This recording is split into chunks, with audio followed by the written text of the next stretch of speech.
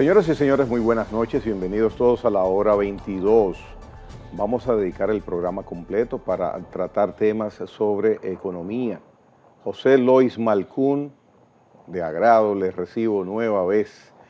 Don José, buenas noches. La información fresca del día. La FED, la Reserva Federal Norteamericana, acaba de incrementar las tasas de interés en 0.25, en 25 puntos. La palabra es suya.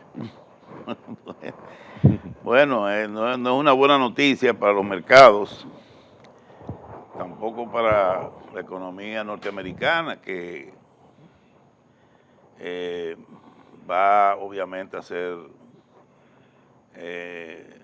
afectada cuando relativamente estaba creciendo 1.5, 1.6% en el año, por encima de las expectativas. Con esta decisión, obviamente, eso va a subir las tasas de interés en los mercados. O sea, los créditos se van a hacer más caros, va a afectar la demanda, la inversión, y eso va a contraer más la economía. La economía norteamericana. Yo entiendo que probablemente quizá va a caer en 1.1, 1.2 este año. Puede afectar el empleo, aunque el empleo sigue sólido en Estados Unidos, 3.5 tasa de desempleo, pero es una noticia también que hay que ver cómo reaccionan los mercados de renta variable, entiéndase el mercado de acciones, cómo reaccionan las bolsas. Y el punto es si esta es el último aumento, si es el último aumento del año. Si fuera así, bueno, es probable que la inflación está en 3%, bajó al mes de junio. Si la inflación baja en los próximos meses o 2 meses a 2.5, la FED podría definitivamente hacer una pausa y probablemente antes de fin de año comenzar a bajar la tasa. ¿Qué puede haber pasado así a vuelo de pájaro? Porque la información usted la obtiene hace apenas un par de horas, que en junio, el mes pasado, ellos detuvieron el alza. Sin embargo, ahora, cuando ellos no quisieran haber hecho eso, se entiende, la incrementan 25 puntos. Sí, porque tú sabes que la meta de inflación nuestra es de 1 más o menos 4, ese rango meta de la inflación dominicana, ¿ok? Del Banco Central, sí, la que fija. En Estados Unidos no. El rango meta va de 0.25 a 2. La meta de ellos es bajarla a 2%, 1,5%. Entonces, para el Banco Central, o sea, la FED, el Banco Central de Estados Unidos, todavía un 3%, y la llamada adyacente, inflación adyacente, está sobre el 4 y pico por ciento. Ellos entienden que hay que seguir aumentando la tasa de interés para forzar a que la inflación se acerque al 2%. Si el próximo mes, o en julio por lo menos, la inflación cae de nuevo, y como ellos ven que el empleo está sólido, porque esa es otra, ellos quisieran que el desempleo aumentara y no aumenta. ¿Por qué? Porque al aumentar el desempleo se supone que se contrae la demanda, porque es la demanda y el consumo lo que mantiene la economía americana. Oiga, qué manera de equilibrio. Exacto, pero se siguen creando empleos, sigue aumentando el empleo cada mes. Y sigue aumentando, incrementándose la demanda de bienes y servicios. Obviamente, entonces eso frena un poco la caída de la inflación, aunque ya ha caído de 9, o sea que Estados Unidos llegó a 9.1 de inflación y está en un 3. Pero aún así, para la FED, debe continuar bajando. Y yo diría que si es así, esta podría ser el último aumento de tasa. ¿En qué nos afecta a nosotros? Bueno, eso obligaría ahora al Banco Central de la República Dominicana a frenar la reducción de la tasa de referencia, o sea, está en 7.75. Si tú comparas 7.75 con los 5.50 de la FED, ¿cuánto de diferencia hay? Casi 2.25, ya está muy pegada. ¿Qué quiero decir con eso? Que hay que cuidar que no se produzca un flujo de capitales negativo, porque hay que entender que la economía en Estados Unidos ofrece un nivel de seguridad, de riesgo país, etcétera, mejor que el nuestro, ¿no? Y los inversionistas siempre se mueven hacia los mercados con menor riesgo. Gracias a Dios, la economía dominicana está mostrando un buen comportamiento, digamos, está entrando muchas divisas, hay una gran reserva en el Banco Central, 16.000 millones de dólares o más, hay una tasa de cambio estable. Lo único que el crecimiento, obviamente los primeros meses se ha enfriado, como es natural, y como está pasando en gran parte de los países, pero si se hubiera quedado la tasa como está, si hubiera habido una pausa en la FED, eso le hubiera dado todavía un margen al Banco Central para bajar 25 puntos más de la tasa de interés, para ayudar a que el crecimiento nuestro pueda de nuevo aumentar. Aunque claro, con las facilidades que acaba de dar el Banco Central, a través de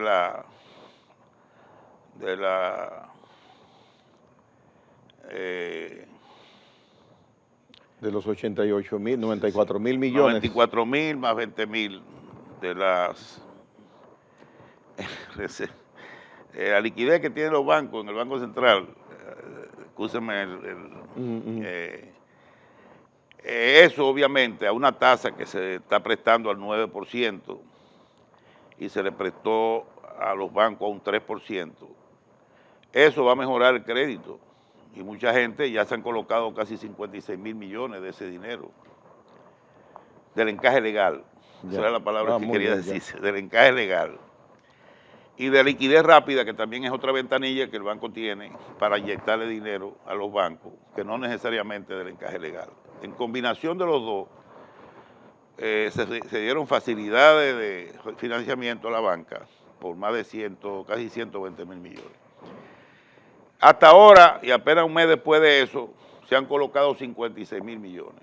Gran parte en la industria, manufactura, otra parte en las MIPYMES, otra parte en bienes raíces, una parte del comercio. Lo que quiere decir que en algún momento eso se va a reflejar en la economía, porque tú sabes que a veces cuando tú tomas una decisión hoy, no se va a reflejar quizás ni en un mes ni en 2 meses, comienza a reflejarse quizás a los 3 meses. Ya veremos en agosto probablemente una economía creciendo y acercándose a la meta. ¿Cuál es la meta de este año? La meta es un 4%. Eso es lo que dice el marco macroeconómico. ¿Y entonces qué va a pasar con el 1.2 de enero a abril? ¿Usted tiene datos de mayo y junio? No, hasta mayo el crecimiento es enero-mayo de 1.4 e interanual de 2.4. O sea, de mayo a mayo, 2002-2003, el crecimiento está en 2.4. De enero a mayo en 1.4. Quiere decir, para llegar al 4, hay que subir. Hay que mover la maquinaria. En 6 meses hay que subirla a 7 por ahí. Exactamente. Casi 7. O sí, 5 o 6 por ahí. Entonces, eso requiere que haya, que se mueva la economía, que el crédito fluya de nuevo a los sectores productivos. Y esto con el riesgo. Y esto, disculpe, que ha sucedido apenas horas. La decisión del Banco Central de Estados Unidos, la FED, del incremento de 25 puntos. ¿Cómo se refleja en esos 6 meses que nos quedan de economía? Bueno, como te digo, eso puede afectarnos. ¿En qué sentido nos puede afectar? La remesa no, porque mientras el empleo se mantenga sólido, o sea, o en otra palabra, mientras el desempleo sea un 3.5%, que casi no es, eso quiere decir que no hay desempleo, es un desempleo friccional. Nosotros le llamamos así a los economistas, cuando es un empleo de 3.5 es friccional, no es desempleo. Porque eso quiere decir que la economía americana está en pleno empleo prácticamente. Correcto. Mientras eso esté así, podemos contar con que las remesas que llegan al país van a seguir su buen ritmo, vamos a decir creciendo un X%, lo que sea.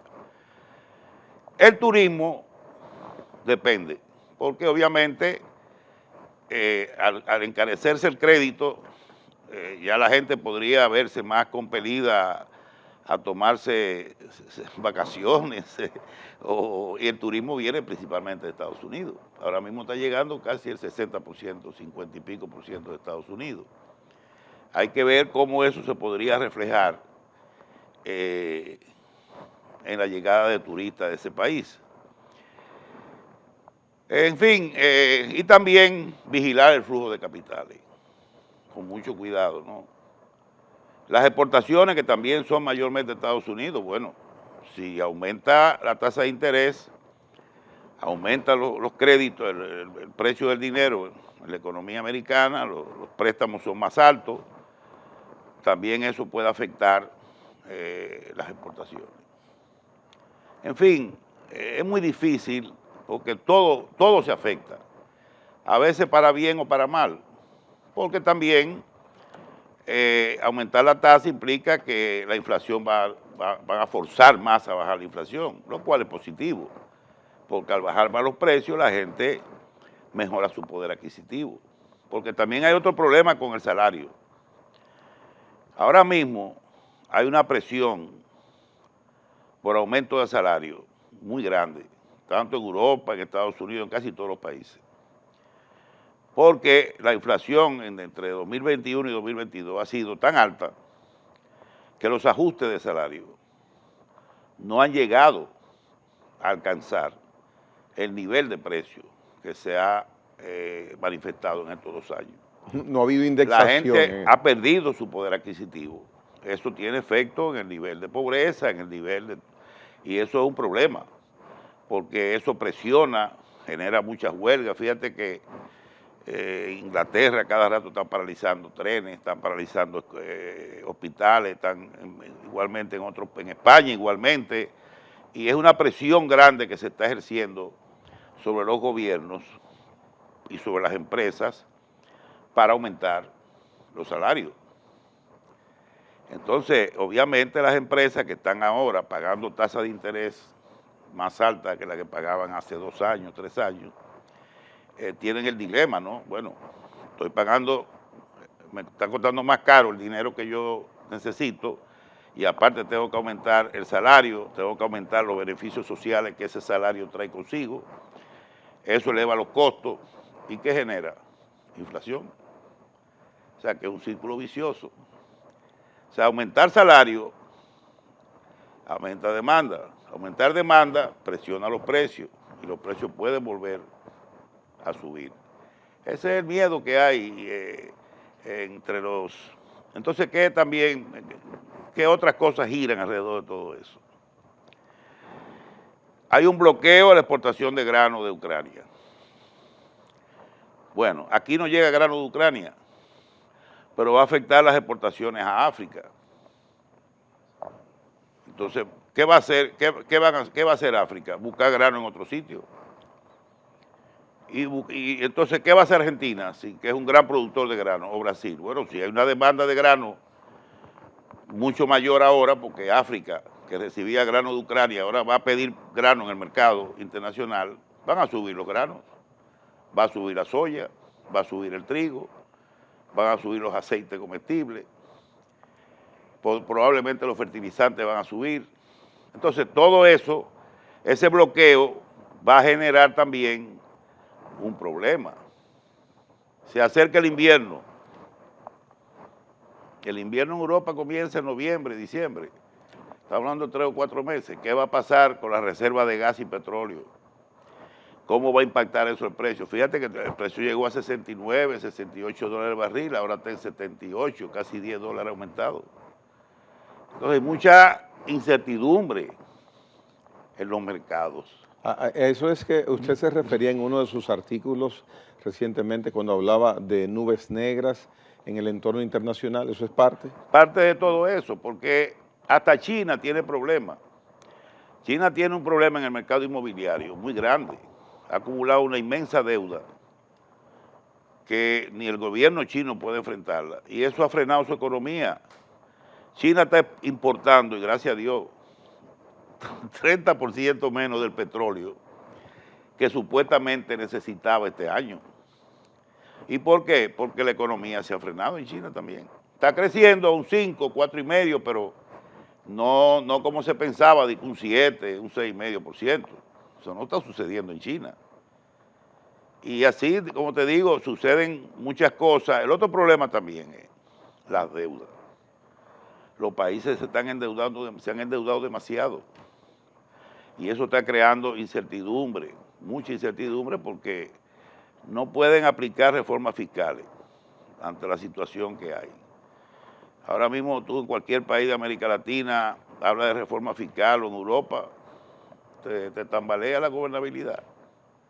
Las condiciones no están dadas todavía para que los gobiernos generen más recursos para asumir el costo de esa deuda.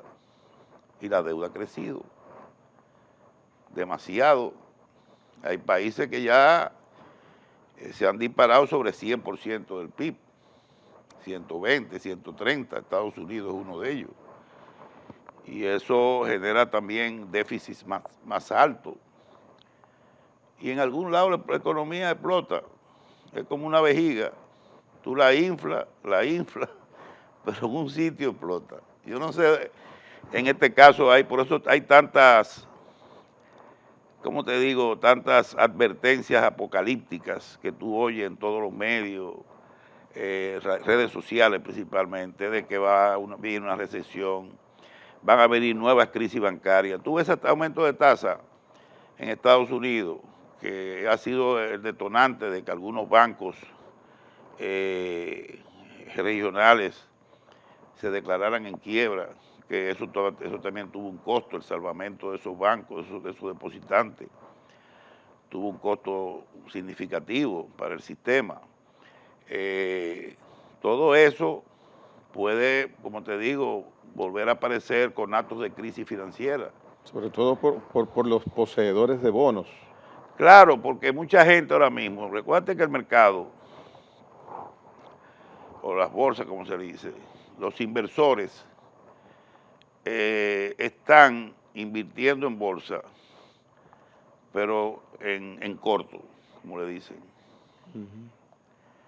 En corto. Se están protegiendo. Se están protegiendo porque tienen duda de cómo se va a comportar a largo plazo el mercado. Tan temeroso que pueda haber un colapso en un momento dado del mercado, por cualquier razón.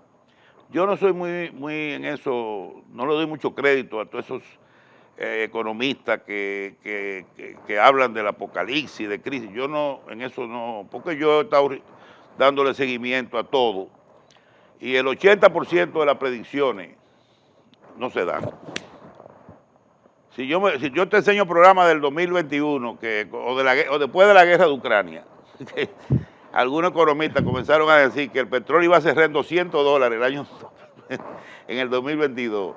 Y otros decían, bueno, no pasó nada. Pero puede moverse muchas veces que esos pronunciamientos y análisis sean movidos por temas de interés personal, económico, Y algunos financiero. son economistas famosos, tienen su programa ahí, ya sea de España, franceses, ingleses, tienen su red y tienen sus seguidores y todos los días se dedican a analizar la economía media hora, 1 hora, y todo ahí es negativo. Casi todo negativo. Tú dices, y son gente no todas esas personas que están en esos programas pueden estarlo sin tener un nivel de conocimiento de economía muy bueno, porque analizan todas las cifras, Bloomberg, analizan el fondo, el Banco Mundial, te hacen gráficos, te analizan todo. Tienen acceso a una base de datos inmensa. Pero hay muchas cosas que no son como, no se producen, muchas expectativas que no se dan, porque la economía no es la física. Y hasta la física ya se está equivocando. Porque el James Webb, que no sé si yo veo mucho, diariamente sale algo del James Webb, del telescopio, y hay muchas teorías físicas se están derrumbando, comenzando hasta del Big Bang.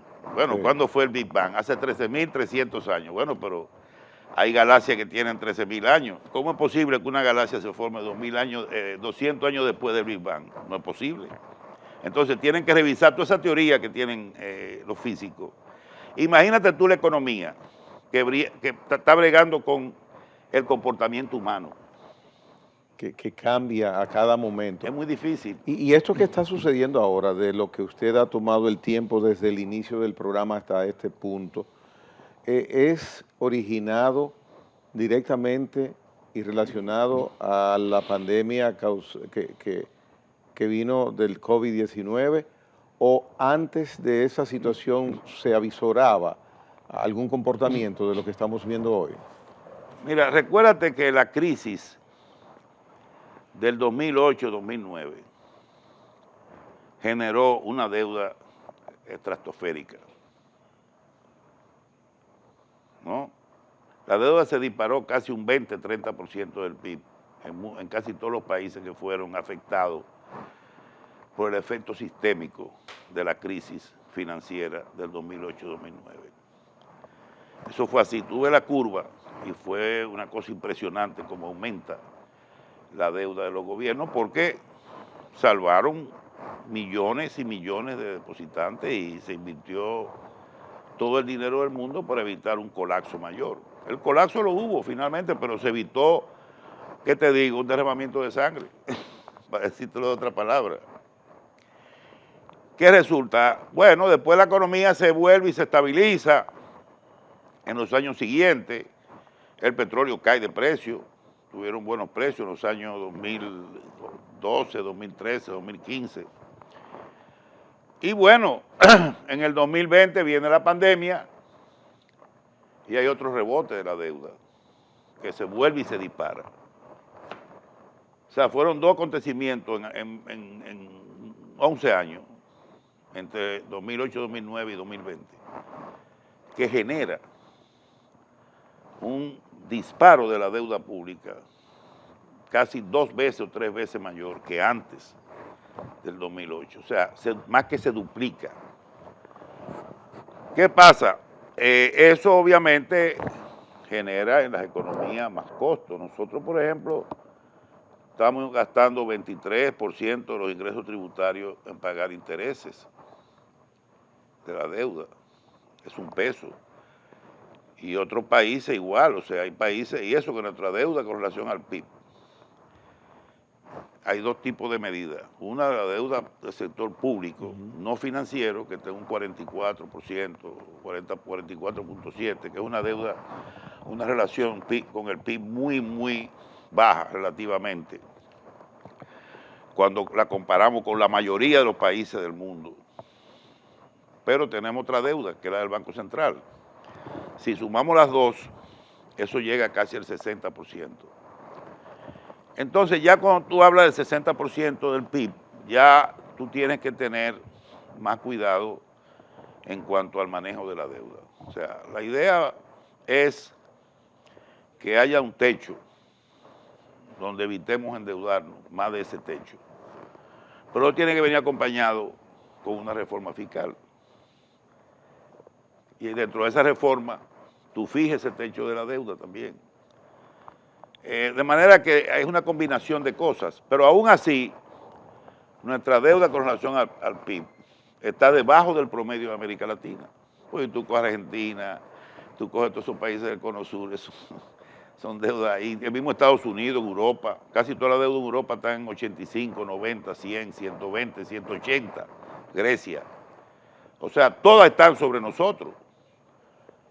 Entonces nosotros no es que porque tengamos 60% de deuda sobre el PIB, lo que tenemos que hacer es cautela, control y mantenerla dentro de ese nivel. Pero eso habría que relacionarlo con ese nivel bajo de si nuestro desarrollo humano es justo, porque esos lugares que usted menciona, ya ahí el ser humano tiene unas condiciones de vida, se puede decir, ese gran reto de nosotros, que nosotros tenemos un problema que no es el económico, como yo he dicho. El problema de nosotros es la educación, la productividad del trabajo, la eficiencia en el campo, en la manufactura. Tenemos que, nosotros no somos un país lo suficientemente competitivo para poder lanzarnos o convertirnos en un país exportador. Tenemos una balanza de bienes tremendamente alta. Exportamos 14, 15 mil millones, mayormente de zona franca, porque si no fuera por zona franca no exportáramos nada. Es donde más se exporta por zona franca, donde se dan incentivos, etcétera. Pero importamos el doble. Y tenemos que mejorar eso. Cuando digo el doble, el año pasado tengo entendido que fueron 28, 29 mil millones las importaciones.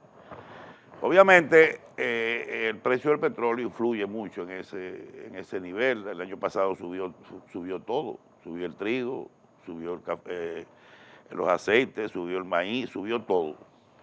Este año es probable que esa balanza mejore si mantenemos las exportaciones y reducimos el valor o el costo de las importaciones, dado de que el petróleo está mucho más bajo y la materia prima está más, pero tenemos que lanzarnos hacia mejorar la competitividad. Si no hacemos eso, y eso implica tecnología, recursos humanos, mucha educación, especialización en áreas importantes que no tenemos. Todo está relacionado, nada está aislado así de que la economía no funciona si no está vinculada a muchos aspectos institucionales, el mismo Estado que tiene que ser un facilitador de la inversión privada, porque ¿quién es que produce? ¿Quién es que consume? Pero parecería que nos hacen falta en esa área buenos profesores y ojalá pudieran ser como usted en sentido figurado, porque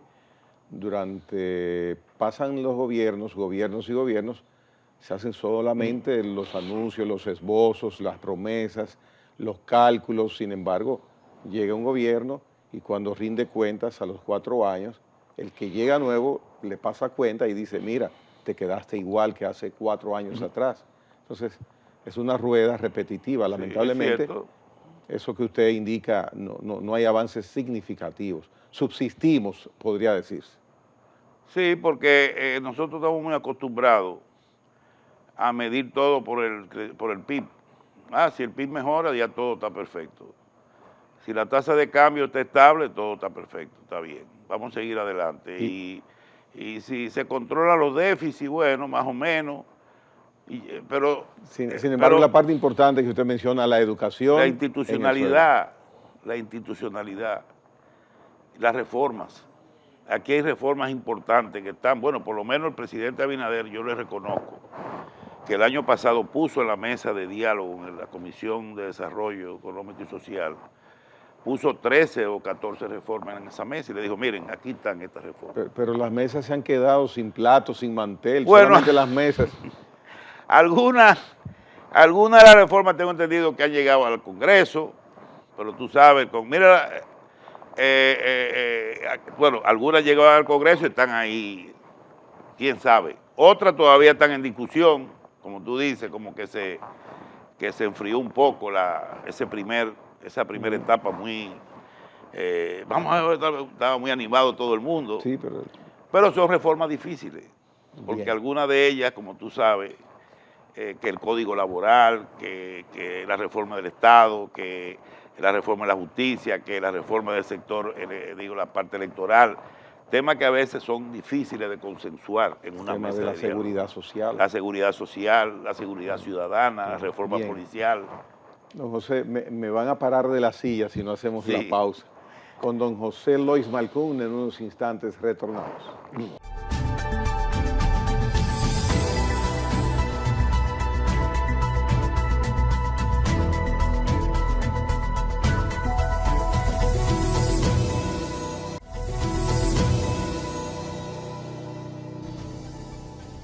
Don José Lois Malcún, estamos en un año preelectoral y para cada elección es importante el nivel de inflación que en el momento de estos sorteos electorales exista, sobre todo para el partido que está en gobierno, porque este es uno de los indicativos que más preocupa a quien gobierna con miras a su proyección electoral.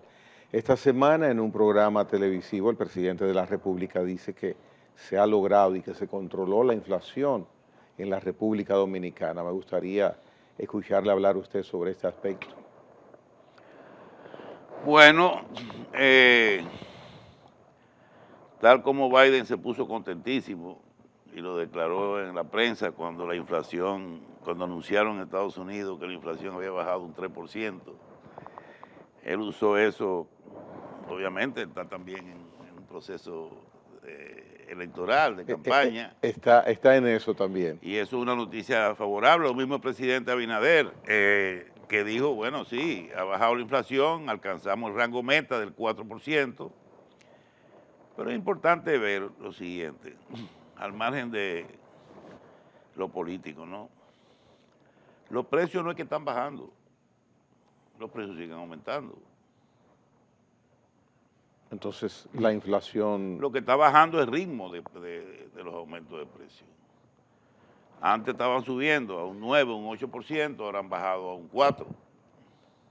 El alza ha bajado a un 4%. Pero sigue aumentando los precios, siguen, como te digo, siguen aumentando. De manera, lo importante que estamos tratando aquí es que siempre debe haber un nivel de inflación, es natural en todas las economías. Pero siempre se busca que esa inflación esté dentro de un rango razonable. Como te digo, cada banco central fija ese rango. Hay países que lo fijan entre 1 y 3, 1 y 5, 1 y 2, 1 y 4. Nosotros lo tenemos en 1 y 4, 1 más o menos 4, en ese rango. Porque siempre la inflación, de alguna manera, hay inflación porque los precios siempre tienden a aumentar por una razón u otra. Todo no va a seguir, tú no vas a mantener los precios iguales en todo, ya sea porque se produce en otro país una escasez de un producto que importamos, bueno, ese producto va a aumentar.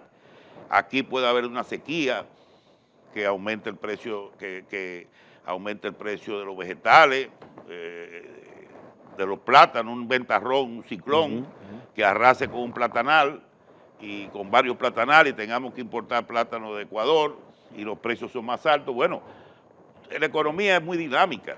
Lo que se está tratando es que en conjunto de precios de la canasta, lo llaman canasta básica, se mantenga en un nivel razonablemente bajo de inflación. O sea, que los precios se muevan en un rango, como digo, aquí de 1.4, en Estados Unidos quieren que sea de 2 o menos. Eso depende de cada país. Nosotros en este momento, ¿en qué punto de inflación estamos en el año? Bueno, la última información del Banco Central es que bajó un 4% en junio. O sea, ya alcanzamos el tope, en el tope del rango meta. Esa es la tasa que hay ahora mismo. ¿Y se ve alguna perspectiva, se ve, de comportamiento? Yo no sé, porque como el Banco Central bajó las tasas de referencia y dio facilidades de financiamiento a la banca, eso va a tener un efecto en el mercado, ¿no? En la demanda. De buscar servicios adicionales y bienes Más adicionales. bienes, exacto. Y puede ser que probablemente la inflación no, porque ha bajado muy rápido en los últimos meses. Acuérdate que entre febrero, marzo, abril, mayo, la inflación cayó rápido. Quizá ahora, ojalá por lo menos se mantenga en 4 y no suba, porque o baje ligeramente a 3.8, 3.7. Lo ideal sería llevarla a rango de 3, 3.5, por lo menos a diciembre, ¿me entendés? Es un rango ideal. Claro, aquí ha habido inflación de 2 y 2,5. Lo ideal, todavía sería mucho más ideal. Pero en años muy, digamos, muy normales, muy raro que se dé, cuando caen los precios del petróleo, se derrumban los precios, la inflación cae. Pero volviendo a tu pregunta, hay que ver el efecto que va a tener la facilidad de financiamiento que acaban de producirse y con tasas bastante atractivas. O sea, fíjate que se están colocando rápido esos recursos. Entonces quiere decir que dinamiza el crecimiento. Y eso dinamiza la demanda. Vamos a ver qué efecto tiene eso en los precios. Con el combustible no hay problema. ¿Por qué? Porque el gobierno tiene un fondo de 20,000 millones para el subsidio a los combustibles. Este año es de 40,000 en el presupuesto, 40,000 millones. Yo creía que era 20, bueno. No, el que sabe es usted, pero... Tengo entendido que eran 20,000 millones, bueno. Pero bueno, 40,000 fue el año pasado. 38,000 millones llegó el subsidio. Pero recuérdate que el petróleo llegó casi a $100, se movió por los 98. Este año, como el petróleo ha estado más o menos rondando los 70, 71, 72 del barril, tengo entendido, según la información que tengo, que se ha usado 1/3 de esos fondos, 5 o 6 mil millones, para subsidiar el precio de los combustibles. ¿Qué quiere decir? Que todavía quedarían ahí unos fondos suficientes para, si el petróleo sube, el precio se mantenga. ¿Por qué? Porque aumentar los precios de los combustibles te dispara la inflación de una vez, porque te sube todo, te sube el transporte, te sube todo. Entonces eso el gobierno seguro que lo va a mantener. Y de hecho ha bajado el gas, porque cuando los precios bajaron, el gobierno dio algunas reducciones en el gas. Tengo entendido que bajó la gasolina un par de veces. Lo único que ha subido es el gas natural en 3 ocasiones. Exacto, el gas natural. Sí, en 3 ocasiones. Que lo usan básicamente, sí, las plantas eléctricas pero en fin. Los vehículos de Gregory. Los vehículos de Gregory. Pero sigue siendo mejor que la gasolina. Desde luego. Más rendimiento. En fin, como te digo, la situación, vamos a ver cómo se desenvuelve en los próximos meses. Pero yo creo que la preocupación del Banco Central nuestro ahora está en que la economía vuelva a recuperar su ritmo de crecimiento, no potencial, pero por lo menos alcanzar la meta del año, que es un 4% de crecimiento.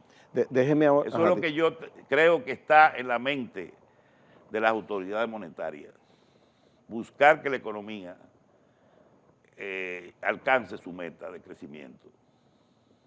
Claro, velando porque la inflación se mantenga, por lo menos mantenerla donde está o reducirla. Esa sería la combinación ideal. No digo que se va a dar, pero sería la combinación ideal.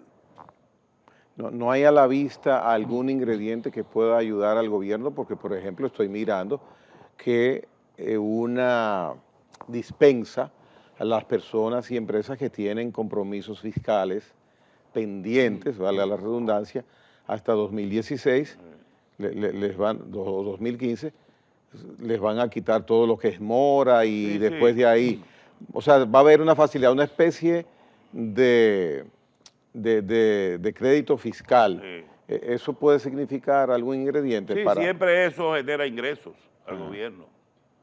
cuando se producen esas amnistías que te permiten de ciertos años para atrás, te eliminan los recargos, los intereses, porque a veces, fíjate, tú debes unos impuestos porque tienes 3 años, 4 años que no pagaste, y el impuesto es 100, pero cuando tú vas a la renta, aparece la deuda en cuanto en 300, porque donde está el problema es en los recargos y en los intereses. Eso hace así, sube como espagueti. Sí. Entonces, si tú le quitas o reduces esos recargos e intereses, la gente se motiva rápidamente a ponerse al día con la renta, especialmente cuando se trata del impuesto a la propiedad o un impuesto a la renta o un traspaso de una propiedad que a veces tú tienes un título y te pasas años con ese título sin hacer el traspaso y cuando vas allá te dicen, no, mire, tú te cuesta el 1 y pico por ciento del valor de la propiedad, pero como usted tiene 10 años con el título, en vez de 200 son 600,000 que usted tiene que pagar para el traspaso. Oye, pero ¿cuánto? Y a veces te dicen, no es 1,000,000, tú te asustas. Y dice, entonces si te dicen ahora que eso te van a reducir eso, te van a eliminar parte de esos intereses, parte de esos recargos, tú te animas y pagas y resuelves, déjame salir de eso, aunque lo cojas prestado, pero te resulta mejor que tener que seguir acumulando recargos. Sí, porque es una oportunidad. Y multa, porque no es recargo, es la multa que te aplican. Qué fuerte. Entonces, eso sí puede ayudar. También, por ejemplo, los adelantos de impuestos. Aquí las grandes empresas acostumbran a hacer adelantos de impuestos. El ministro de Hacienda indicó que 25,000 millones se recibieron ya. Exacto, se recibieron ya, porque aquí... ¿Es normal eso? Sí, eso se ha hecho siempre. Yeah. Cuando yo hice que el ministro de Finanzas, secretario de Finanzas, también lo hice. O sea, había años donde había adelanto de impuestos de grandes empresas y todo eso. Eso no es nada... La Barri también hace adelanto de impuestos muchas veces.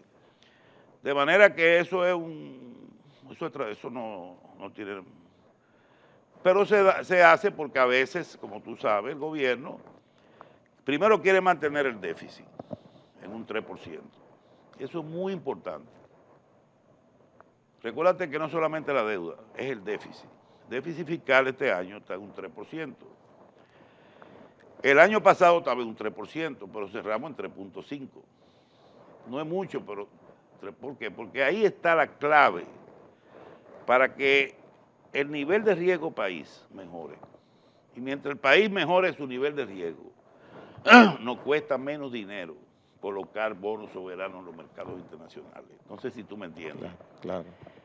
El bono dominicano, como cualquier bono de cualquier país del mundo, tiene un precio. Y ese precio está determinado por el riesgo país. Si el país tiene más riesgo, tiene que entonces pagar más intereses a quien te compre el bono. ¿Me está entendiendo? O sea, te sale mucho más caro colocar el bono. En Alemania los bonos salen, Alemania coloca bono al 1% y al 1,5%, pero es Alemania. Poco riesgo. Exacto. Y nuestro nivel de endeudamiento y capacidad de pago no está en riesgo, ¿de acuerdo? No, aquí la sostenibilidad de la deuda, porque la del Banco Central no es una deuda, digamos, es una deuda muy a largo plazo.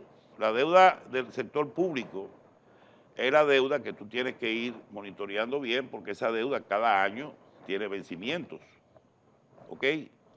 Tanto la deuda bilateral, lo que se le debe al Fondo Monetario, al Banco Mundial, al BID, todos los años tú tienes que ir pagando de esas deudas que te han prestado de préstamos viejos, el Banco Central Centroamericano, el BCE, son deudas bilaterales, con organismos multilaterales. Hay las bilaterales que son con los países, Hay deuda con países que tú también tienes que ir pagando. Y la deuda soberana, que es la que tú colocas en los mercados internacionales, los bonos, que es cuando se acerca un vencimiento, ¿qué tú haces? Haces otra colocación de bonos. Paga lo que se vencieron y a veces tú, ese bono que estaba a 5 años, coloca un bono nuevo a 10. Y así vas extendiendo los plazos para quitarle presión a la deuda. Ahora mismo midiendo lo que se llama el déficit primario, que es el déficit fiscal menos los intereses que se pagan. Ese déficit primario muestra que el país tiene una deuda muy sostenible. No hay problema. O sea, además las divisas que entran aquí, está entrando muchas divisas. Yo te hablé de eso en el programa anterior. Que aquí hasta los bancos comerciales estaban saturados de dólares y vendiéndole dólares al Banco Central, porque tú sabes que el banco opera más que nada en pesos. Pero las divisas está ingresando muchas divisas, lo cual también eso ayuda a la balanza de pago, ¿no? Porque te permite cubrir tus déficits externos de cualquier manera. Lo que sí aparenta es que ningún gobierno, y siempre hablo de gobierno, porque el gobierno es que tiene la responsabilidad y si llega uno nuevo, uno espera ver variaciones en la economía se han visto pocas.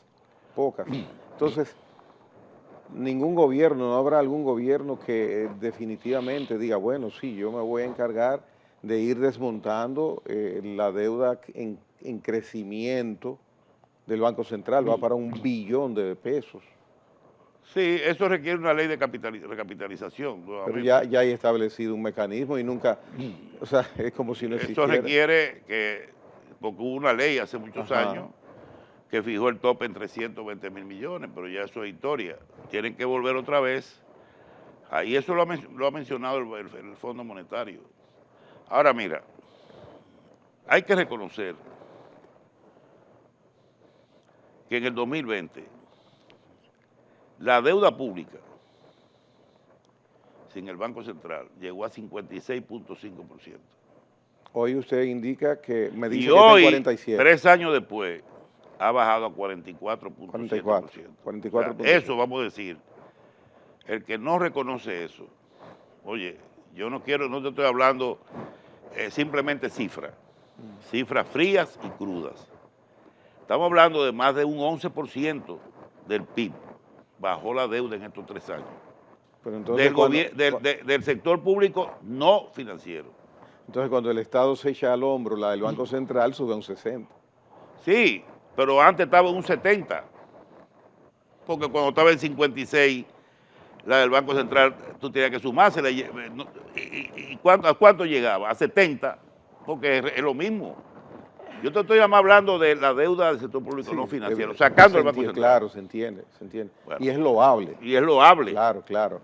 Igualmente, yo diría que el gasto social ha aumentado como un 10% respecto, o sea que antes un 45% del gasto total era para el sector social, o sea, educación, salud, el programa de asistencia a los pobres, etcétera. Ahora mismo está en un 55%. Obviamente, ¿por qué? Bueno, a raíz del COVID y después de la guerra, el gobierno ha tenido que expandir los programas de ayuda y eso ha mejorado inclusive hasta el índice de pobreza, que bajó. El empleo subió subió respecto al último trimestre del 2022. Subió un poco, de 4.8 a 5.4, pero está menor que el primer trimestre del 2022, de hace un año, que llegó a 5.8. O sea que el empleo ha hecho así y está relativamente bien. O sea, estamos ahora mismo menos que antes de la pandemia. O sea que la economía se ha manejado más o menos. Yo no te voy a decir que otro gobierno lo hubiera manejado diferente. Lo que yo sí creo, y he insistido en eso, y he escrito sobre eso, es que el gran cambio de este país no está en la economía, está en cambiar los paradigmas institucionales del país. La transparencia, ese gran logro de este gobierno, en el quehacer público, la lucha contra la corrupción, la independencia del Ministerio Público, las reformas que se han hecho en varias instituciones que se han eliminado y que todavía hay muchas que hay que eliminar. en el paquete de reforma que se presentó en la mesa, la mesa de diálogo, que se está bien o mal, se están ahí, discutiéndose, como el cangrejo, van adelante, van para atrás, pero están ahí. Ese gran cambio, Gregory, no es la economía.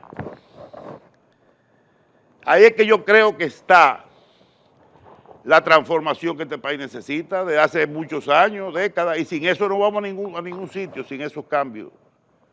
Entiende eso. Igual que hay que hacerlo en educación. La salud no puede mejorar con los presupuestos que le asignan, de un 2%, 1.9%. La salud necesita mínimo un 3% del PIB. Pero no para que pase como educación, que le diste el 4% y la vaina no mejoró o no ha mejorado. Porque tienes que hacer, ahí tú tienes que menear la mata con un tractor para que caiga todo lo que está podrido, caiga al suelo y renazcan nuevos frutos. Porque una institución no puede, un elefante blanco, no puede. Es absurdo que no mejoremos después de 8 años. ¿Cuántos años hace que aumentamos el 4%? Estamos hablando de casi 240 mil millones se le está dando educación en un paisito.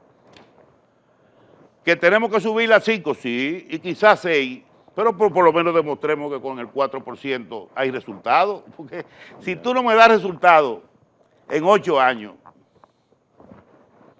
lo que sí uno espera. Y ahí es que está la cosa, o sea, no en la economía, Gregorio, la economía dominicana, ella tiene su ritmo, ella coge su ritmo, porque cuando hay confianza, cuando hay un sistema financiero estable, sólido, cuando hay un buen manejo de la política monetaria, cuando el gobierno no se excede en los gastos, maneja un déficit más o menos, cuando mejora su nivel, su perfil de deuda, eso es confianza. Y esa confianza es lo que motiva al sector privado a invertir, a gastar, y a gente que viene a lo mismo, a invertir en el turismo, en la minería, en la industria, en todo. Si no hay confianza, no hay nada. Y esa confianza viene ¿de dónde? De las instituciones. Porque si tú vas a venir aquí como inversionista, te vas a sentar con un funcionario y lo primero que te va a decir el funcionario, bueno, ¿y dónde está lo mío? ¿Qué tú quieres invertir? ¿Tú quieres invertir en una industria? Sí, no hay problema, yo te puedo dar las facilidades, pero ¿dónde está lo mío? El tipo, o el tipo viene de un país corrupto, que sabe que va a tener que dar dinero, y si viene de un país que sabe que lo puede meter hasta preso, Estados Unidos, cualquier país europeo, coge su avión y se devuelve. Eso está trabajado y está saneado a su juicio. Eso ha mejorado sustancialmente. No te voy a decir que somos ahora la Suiza de América, pero estamos mejorando y yo creo que ese es el gran logro. Y el cambio verdadero de la economía, tengo entendido, aprendido de usted, es lo que siempre ha propugnado, que verdaderamente se implemente la reforma fiscal que necesita obviamente, el país. El código laboral, la reforma fiscal, el problema es la doble tributación, que hoy en día, por eso la informalidad, tenemos una informalidad en el empleo del 55%. Aquí hay un montón de problemas,